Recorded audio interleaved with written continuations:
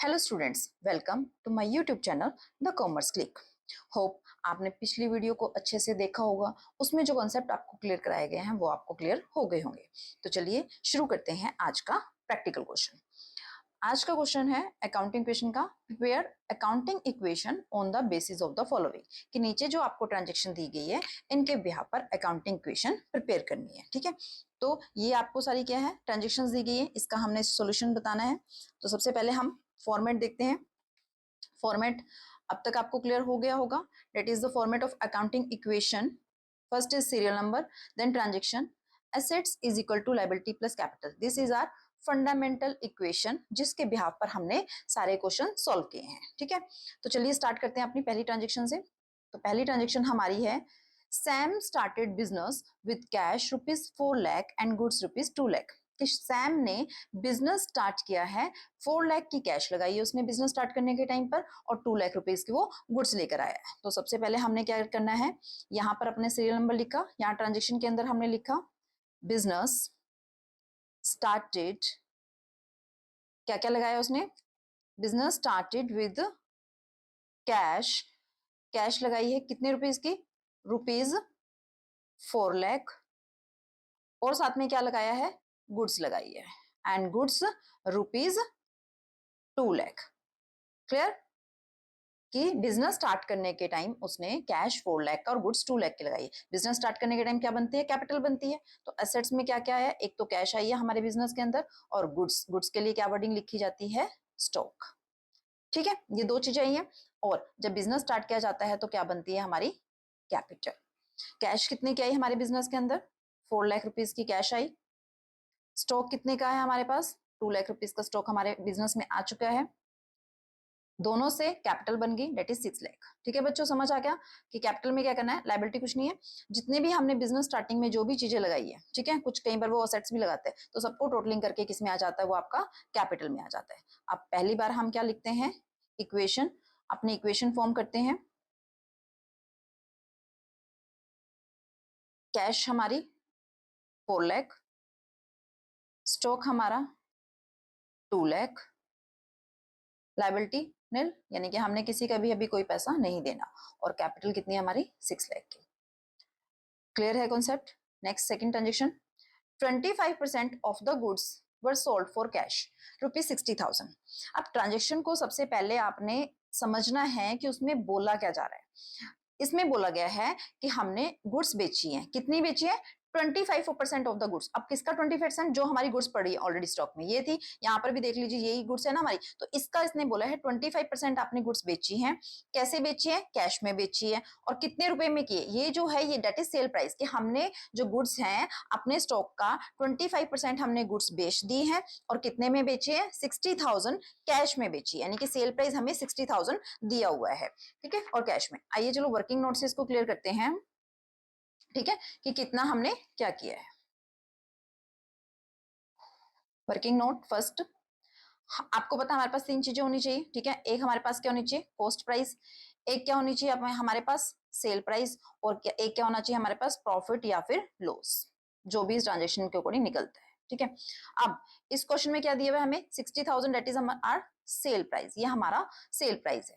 अब 25% of goods, अगर हम गुड्स जो है हमारी 2 लाख टोटल है ना, इसका 25% निकालेंगे, वो क्या निकल जाएगा, हमारी कॉस्ट निकल जाएगी। तो 2 लाख का जब हम 25% कैलकुलेट करेंगे, ठीक है, कीजिए, दैट इज 50,000।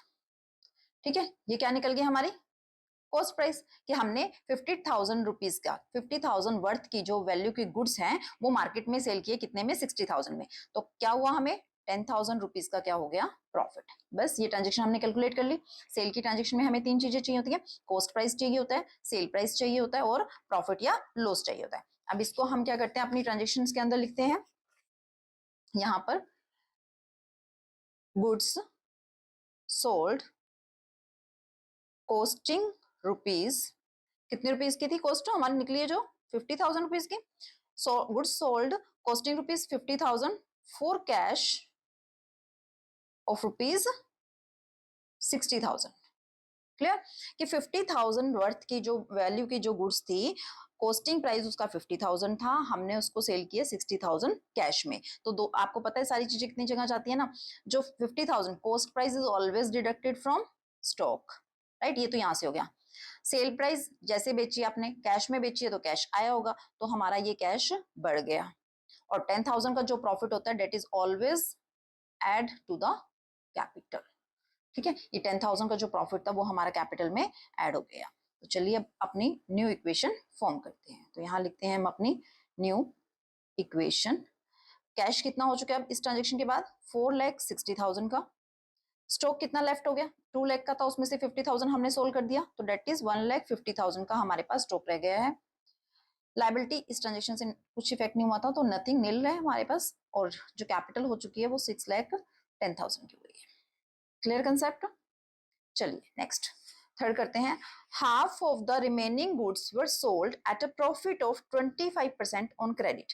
इसने क्या बोला है, रिमेनिंग गुड्स का हाफ, रिमेनिंग गुड्स यानी कि जो आपके स्टॉक में बैलेंस बच गई है, तो कितनी बच गई हमारे पास 1,50,000, उसका हाफ यानी कि हमने सारी गुड्स नहीं बेची, जो हमारी रिमेनिंग गुड्स है उसका हाफ हमने सोल्ड किया है, कितने पे, प्रॉफिट लिया है 25% का, और हमने उसको कैसे बेचा है, क्रेडिट पे बेचा है, उधार पे बेचा है। तो चलिए हम इसकी कैलकुलेशंस करते हैं। Second working note, half of the remaining goods, पहले हम तीन चीजें हमें चाहिए होती है, हम लिख लेते हैं। एक हमें कॉस्ट प्राइस चाहिए, एक हमें सेल प्राइस चाहिए, और एक हमें क्या चाहिए, प्रॉफिट या लॉस, ठीक है। अब कितनी बेची है हमने गुड्स, रिमेनिंग का हाफ। रिमेनिंग कितनी थी हमारे पास, 1,50,000 की थी ना, 1,50,000 का हाफ बेचा है हमने। जब हम इसका हाफ करेंगे 75,000, 75,000 is our cost price. Clear. अब कैसे बेची है उसने, क्या बताया, इस वाली ट्रांजेक्शन में उसने प्रॉफिट की परसेंटेज बताई है। अब पिछले क्वेश्चंस अगर आपने ध्यान से वीडियोस देखी होंगी तो प्रॉफिट की कैलकुलेशन करनी आती है आपको। प्रॉफिट की परसेंटेज जो है that is calculated on the cost price. 75,000 का हम 25% कैलकुलेट करेंगे।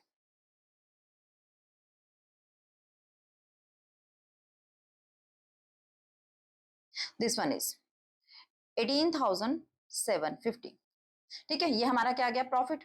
और सेल प्राइस कैसे निकालते हैं, कॉस्ट प्राइस के अंदर हम अपना क्या जोड़ दें, प्रॉफिट जोड़ देते हैं, ठीक है ना। 18,750 अगर हम ये जोड़ दें तो कितना आएगा हमारा, 750, 93,750, ठीक है। ये हमारा क्या निकल गया, सेल प्राइस। अब ट्रांजेक्शन कैसे जाती है आपको पता है, 70,000 cost price that is always deducted from the stock. Sale price उधार में बेचा है, सेल प्राइस हमेशा ध्यान रखना बेटा, अगर हमने कैश में बेचा होता तो कैश में प्लस हो जाता है, उधार में बेचा जाता तो वो जाकर डेटर में प्लस हो जाता है, तो ये डेटर में चला जाएगा क्योंकि ये ट्रांजेक्शन हमने सेल उधार पर करी है। प्रॉफिट जो होता है वो हमेशा कैपिटल में ऐड होता है। क्लियर है ये वर्किंग नोट। तो चलिए इसमें पोस्टिंग करते हैं हम अपनी। गुड्स सोल्ड, हमने गुड्स बेची है, गुड्स सोल्ड कॉस्टिंग रुपीज, कितने कॉस्ट की बेची है हमने, 75,000 रुपीज की, जो हमने अभी कैलकुलेट किया है। सोल्ड गुड्स हमने की कॉस्टिंग रुपीज 75,000, कैसे बेची है, ऑन क्रेडिट, हमने उधार पर बेची है। कितने रुपए की, ऑन क्रेडिट ऑफ रुपीज, कितने की बेची थी हमने, 93,750, ठीक है। ये हमारा सेल प्राइस था, हमने बेची है। अब जो हमारा स्टॉक कॉस्ट प्राइस होता है वो हमेशा किसमें से माइनस करना आपने, स्टॉक में से। ये यहाँ हो गया आपका। जो आपने उधार में बेची है, अब इसके लिए क्या बन जाएगा आपका हेड, डेटर्स का, क्योंकि उधार के जो हम सेल करते हैं वो हमारे क्या बन जाते हैं, डेटर्स बन जाते हैं। तो ये हमारे डेटर्स बन गए 93,750 के। और जो प्रॉफिट निकला था 18,750 का, ये आपका कैपिटल में ऐड हो जाएगा। क्लियर है। बाकी किसी हेड में नो चेंज। क्लियर। सिर्फ कैलकुलेशन जैसे बोलेगी आपने वैसे करनी है, ट्रीटमेंट हमेशा सेम रहेगा, ठीक है ना। कितनी हो गई कैश हमारी, 4,60,000। अब स्टॉक कितना था, पहले था हमारे पास 1,50,000, उसमें से हमने 75 सेल कर दिया, तो हमारे पास कितना लेफ्ट हो गया, 75,000 हमारे पास अभी भी स्टॉक पड़ा है। 93,750 के डेटर से, यानी कि फ्यूचर में हमने इनसे पैसा लेना है। लाइबिलिटी नील, और कैपिटल कितनी हो चुकी है, 6,28,750। I think clear this concept. Next करते हैं अपना fourth transaction. Paid rent in advance ₹5,000, कि हमने एडवांस में रेंट पे किया है 5,000 रुपीज का। चलिए पहले इसको लिखते हैं, रेंट पेड इन एडवांस ₹5000 कि हमने 5000 का रेंट जो है एडवांस में पे किया है।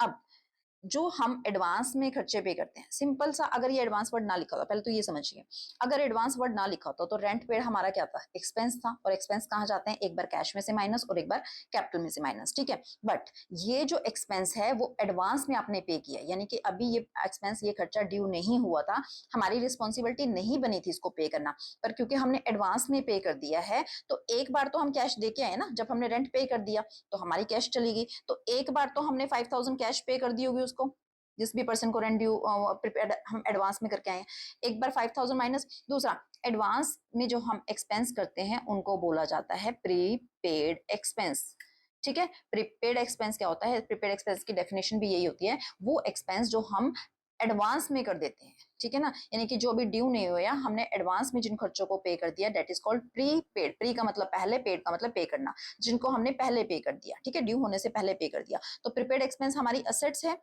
ठीक है। असेट्स क्यों होती है, क्योंकि हमने ये खर्चे पे कर दिया, अब हमने सिर्फ इनका क्या लेना है, बेनिफिट उठाना है। तो एक बार ये आपके प्रीपेड एक्सपेंस में जाके प्लस हो जाएंगे, यानी कि इतने के खर्चे आपके प्लस हो जाएंगे। क्लियर? बाकी किसी हेड में नो चेंज। अब बनाइए, न्यू इक्वेशन बनाते हैं हम अपनी, कितनी बनी है न्यू इक्वेशन।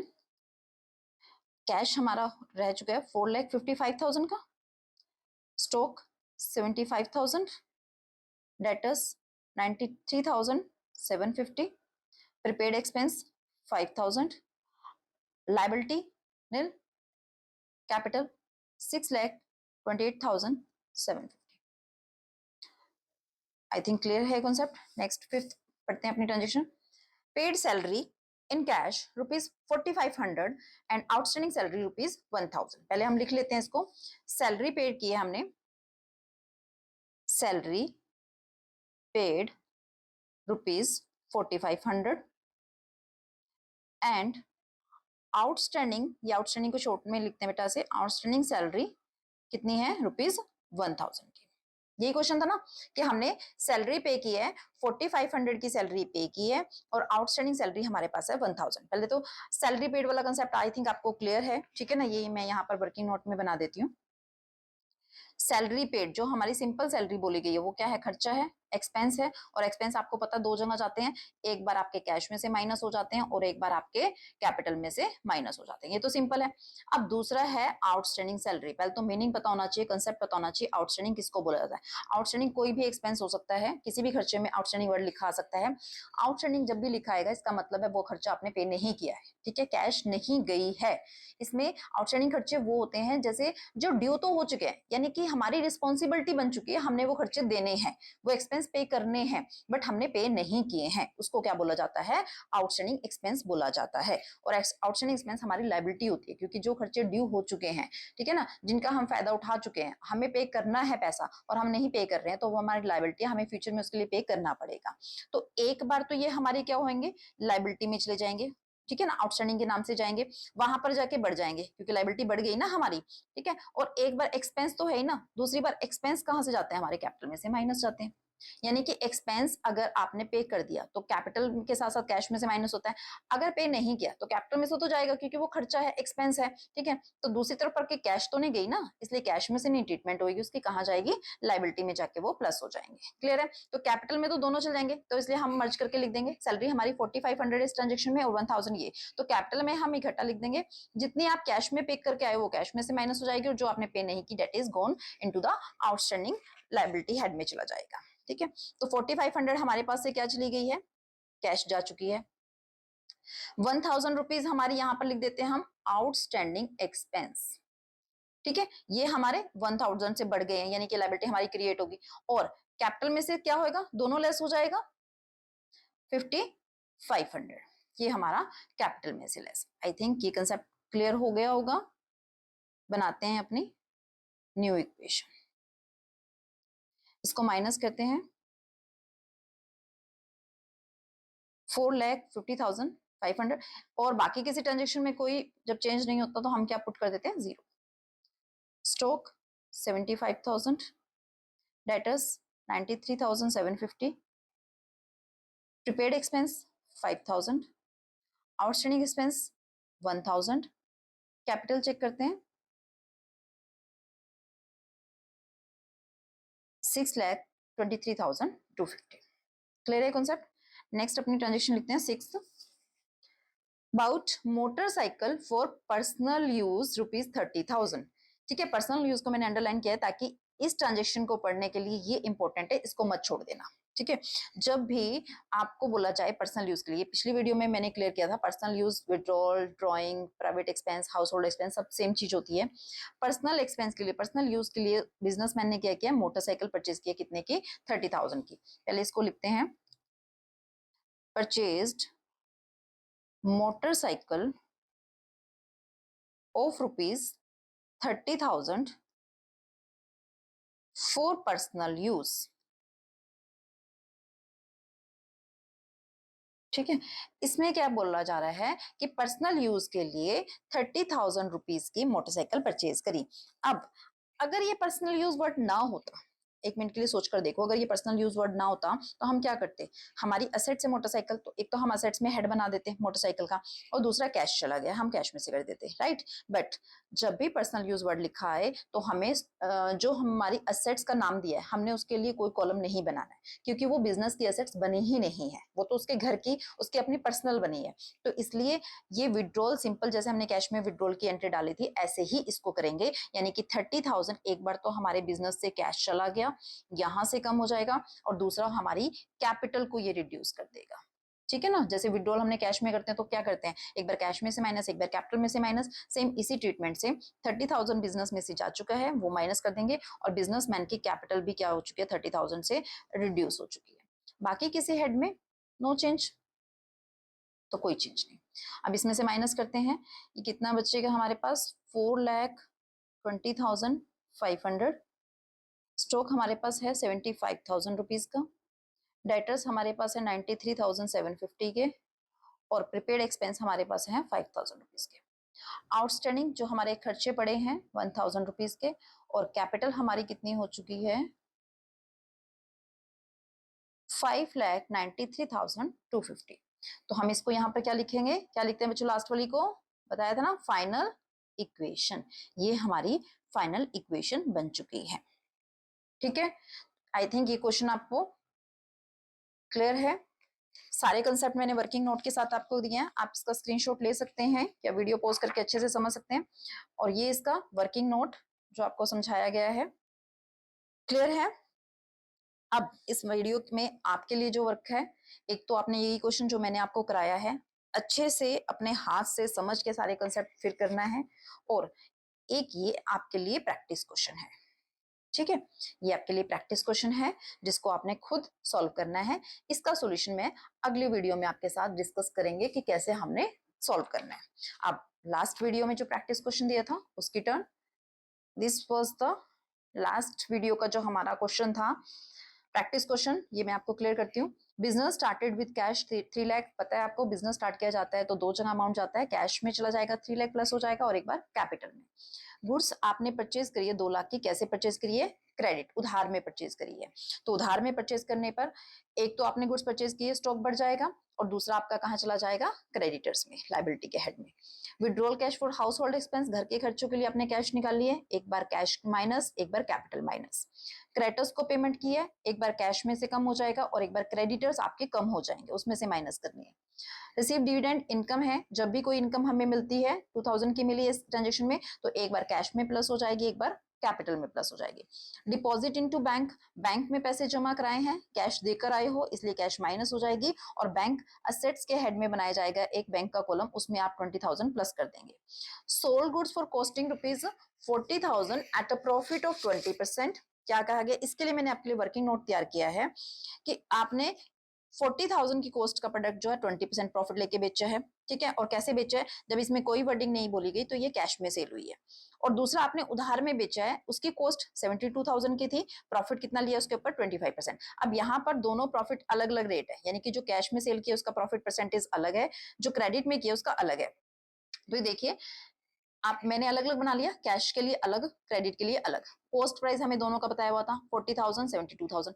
प्रॉफिट की परसेंटेज बताई थी, इसके लिए प्रॉफिट परसेंटेज 20%, इसके लिए 25%। अब कॉस्ट प्राइस का पहले प्रॉफिट परसेंटेज कैलकुलेट कीजिए, कितना आया 8,000।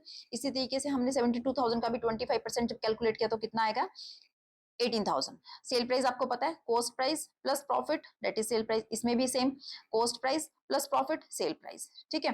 अब ये सेल प्राइस क्योंकि हमने क्या किया, कैश में किया है, तो ये सेल प्राइस का अमाउंट कहाँ जाएगा, कैश के कॉलम में कैश आएगी ना, तो 48,000 कैश में प्लस हो जाएगा। जो उधार में सेल किया है तो ये क्या हो गए हमारे डेटर्स, तो ये डेटर्स में चला जाएगा। अब कॉस्ट प्राइस दो बार अलग अलग स्टॉक में से लेस करने की जगह हम क्या कर लेते हैं, दोनों को ऐड कर कर एक ही बार हम स्टॉक में से माइनस कर देंगे, क्योंकि आपने गुड्स जैसे मर्जी सेल की हो, cost price is always deducted from the stock. तो हमने दो अलग अलग अमाउंट को ना माइनस करके इकट्ठा एक बार माइनस प्लस कर लिया और एक बार ही इसको हम स्टॉक में से लेस कर देंगे।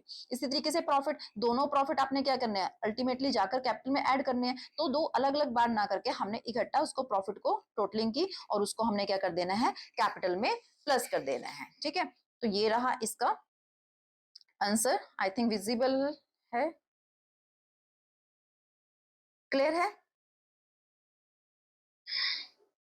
हाँ जी, ये सब इस पे लिखा हुआ है कि कौन सी अमाउंट हमने कहाँ कहाँ लिखे, जो मैंने अभी आपके साथ डिस्कस की है, आपको समझाया है, ठीक है। ये अल्टीमेटली उसका सॉल्यूशन है, तो आप इसको अच्छे से चेक कर सकते हो, समझ सकते हो कंसेप्ट को। आई होप आज की वीडियो आपको अच्छी लगी होगी, आपके सारे कंसेप्ट क्लियर हुए होंगे। थैंक यू, मिलते हैं अपनी नेक्स्ट वीडियो में।